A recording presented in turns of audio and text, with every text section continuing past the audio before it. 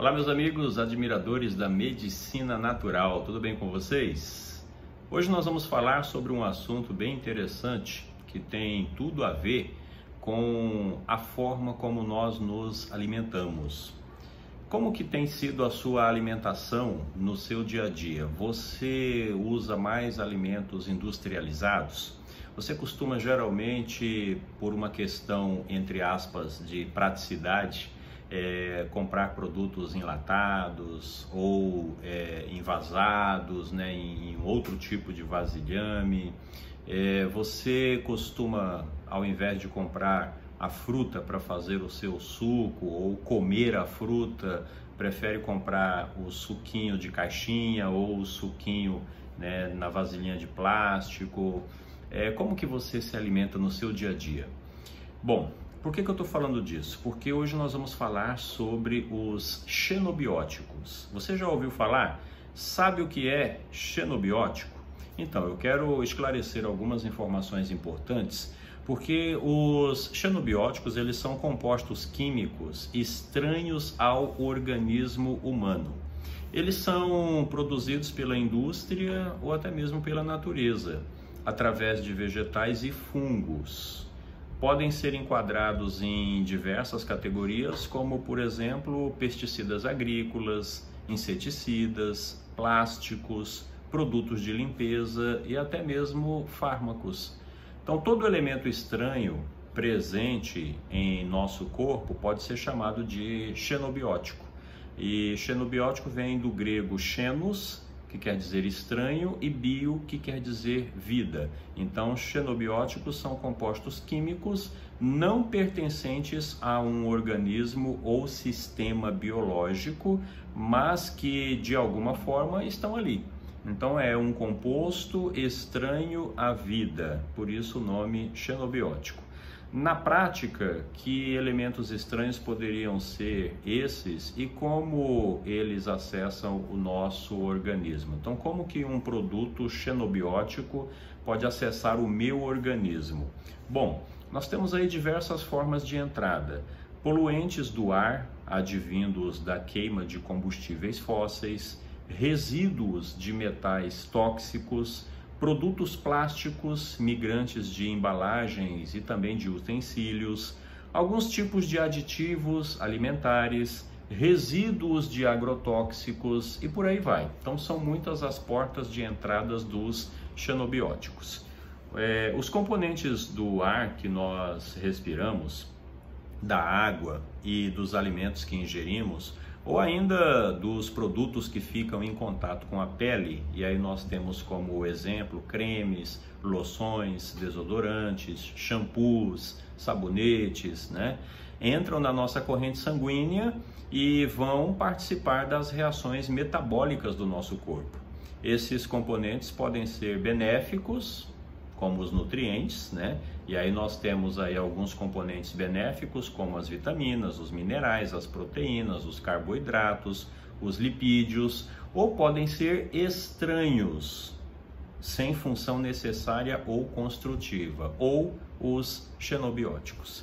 Podemos concluir, portanto, que a nossa composição orgânica depende da composição do ar, da água, dos alimentos e utensílios que utilizamos para armazená-los e para cozinhar. E também daquilo que permanece em contato com a nossa pele, né? Ou as loções, os cremes e os shampoos. Os exemplos de como podemos estar expostos a elementos poluentes que podem vir a se tornar xenobióticos são muitos e cabe a nós escolher evitar ou minimizar ao máximo essa exposição. Os poluentes orgânicos, eles acumulam-se em seus efeitos, muitas vezes se potencializam e esse processo é denominado bioacumulação.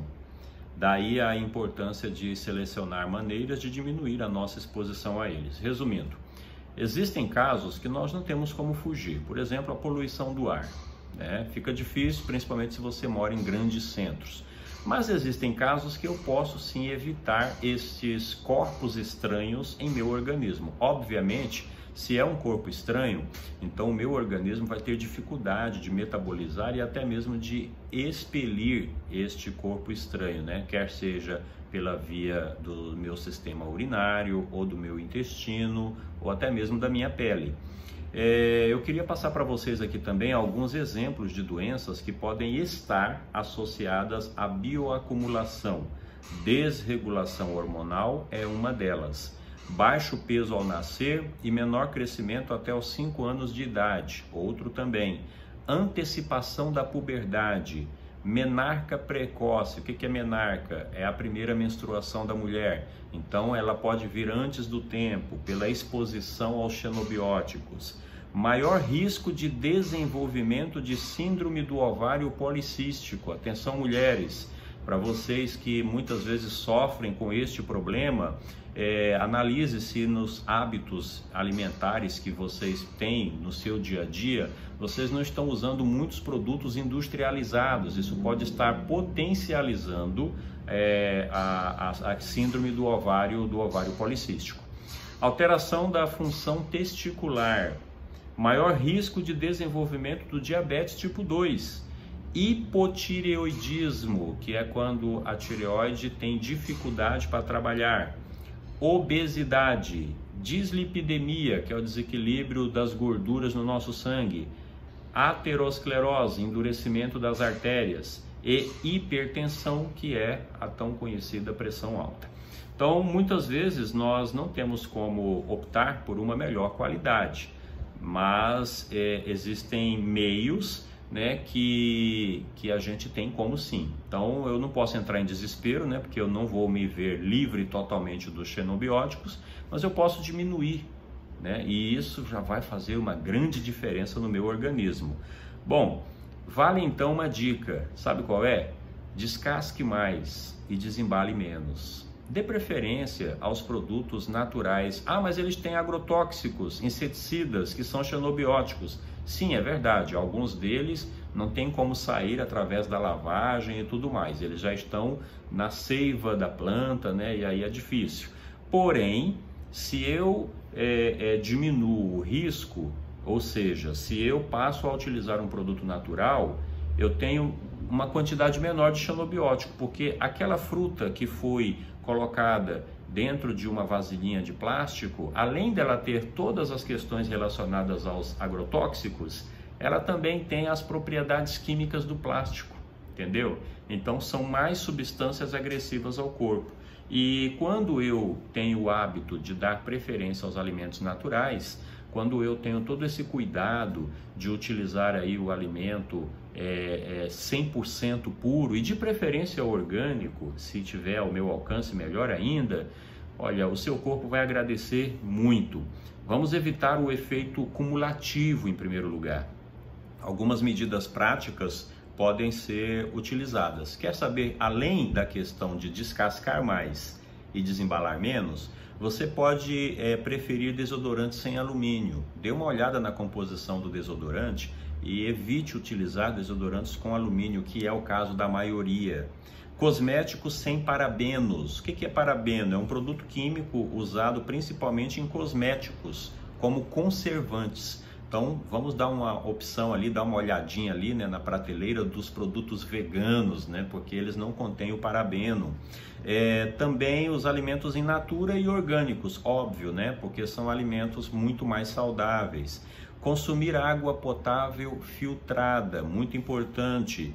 Trocar as panelas de alumínio por aquelas feitas de vidro temperado ou de cerâmica selada em altas temperaturas ou ainda de inox. Bom, a princípio pode dizer assim, mas eu vou jogar todas as minhas panelas fora? Não, comece aos poucos, né? Vai dando preferência à medida que as panelinhas vão envelhecendo, né? Vai comprando uma, depois compra outra e automaticamente você vai perceber que estará eliminando certas substâncias tóxicas do seu organismo, né? E evitar também lavar louças e utensílios pintados ou de plástico, preferindo, eu falei lavar, não, desculpa, tá? Evite louças e utensílios pintados ou de plástico, preferindo vidro, que é um material que não migra, mesmo quando submetido a altas temperaturas. Vale lembrar que nosso organismo é sábio e também que ele tem meios de fazer com maior ou menor efetividade a eliminação dos xenobióticos. Esse processo é denominado destoxificação e nós vamos falar, em outra oportunidade a respeito de como destoxificar o seu organismo. Porém, a dica é: vamos diminuir o excesso de xenobióticos, vamos fazer com que o nosso organismo possa absorver o alimento mais natural, mais saudável, menos agressivo. Infelizmente, a maior parte das pessoas, principalmente dos grandes centros, eles dão muita preferência a produtos industrializados por achar que são mais práticos.